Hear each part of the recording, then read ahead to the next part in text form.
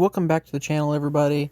Today we are going over the 68 Camaro, and it is a really cool car. It actually has been restored so detailed that it has a legendary status at a high-end car show.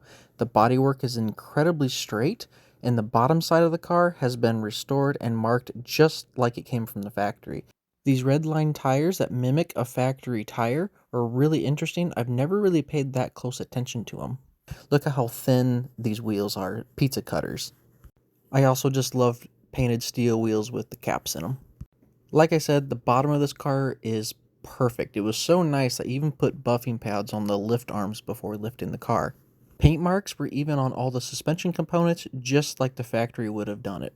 This car is all matching numbers with its big block 396 and a 4-speed. It even still has the smog pump.